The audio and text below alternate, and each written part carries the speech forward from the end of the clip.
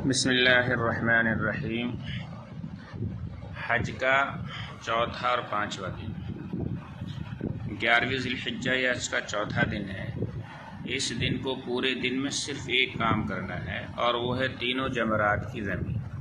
آج کی رمی کا وقت زوال آفتاب سے شروع ہوتا ہے اور مسنون وقت غروب آفتاب تک ہے۔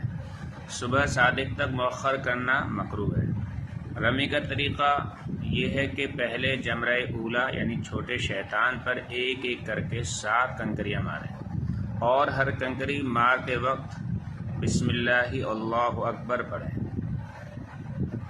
پھر ذرا سا آگے یا دائیں یا بائیں ہو کر قبلے کی طرف منہ کر کے دعا مانگیں۔ اس کے بعد بیچ والے شیطان جسے جمرہ وسطیٰ کہتے ہیں اس پر 7 کنکریاں رمی کی دعا پڑھتے ہوئے ماریں۔ پھر کسی جانب ذرا سا ہٹ کر قبلے رخ ہو کر دعا مانگیں۔ اس کے بعد جمرہ عقبہ بڑا شیطان اس پر 7 کنکریاں رمی کی دعا پڑھتے ہوئے ماریں اور اس کے بعد دعا نہ کریں بلکہ سیدھے قیام گاہ آ جائیں۔ قیام گاہ میں آ کر ذکر و تسبیح اور نمازوں کا اہتمام کریں اور گناہوں سے بالکل اجتناب کریں۔ 12ویں ذی الحجہ یعنی حج کے 5ویں دن، اس دن بھی صرف ایک ہی کام کرنا ہے اور وہ ہے رمی کرنا، اور بالکل اسی طرح رمی کرنی ہے جیسے چوتھے دن تینوں جمرات کی رمی کی تھی۔ افعال، دعا، ترتیب اور وقت وہی ہے جو 11ویں ذی الحجہ کی رمی کے تھے، لیکن یاد رہے کہ 11 اور 12 ذی الحجہ کی رمی زوال آفتاب سے پہلے جائز نہیں ہے، لہذا اگر کوئی زوال سے پہلے کر لے تو دوبارہ زوال کے بعد رمی کرنا ہوگی ورنہ دم واجب ہو جائے گا۔ بہرحال 12 کو رمی سے فارغ ہو کر آپ کو اختیار ہے، چاہے مینا میں رہیں یا مکہ مکرمہ چلے جائیں۔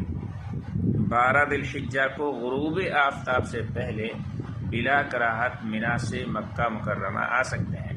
غروب کے بعد آنا مکروہ ہے۔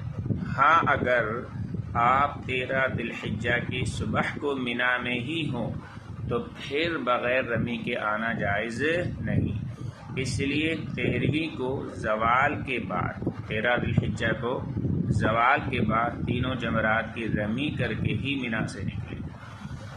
اب آپ کا حج مکمل ہو گیا۔ اللہ تعالیٰ کا شکر ادا کریں اور شکر ادا کرتے ہوئے مکہ معظمہ سے چلے جائیں۔ وہاں جتنے دن بھی رہیں خوب نفلی طواف کریں۔ حدیث میں آتا ہے کہ روزانہ رب تعالیٰ کی طرف سے خانہ کعبہ پر 120 رحمتیں نازل ہوتی ہیں، ان میں سے 60 رحمتیں طواف کرنے والوں پر اور 40 وہاں نماز پڑھنے والوں پر اور 20 خانہ کعبہ کو دیکھنے والوں پر نازل ہوتی ہیں۔ یہ طبرانی کی حدیث ہے۔ اپنے والدین اور اساتذہ کی طرف سے نفلی عمرہ بھی کر سکتے ہیں۔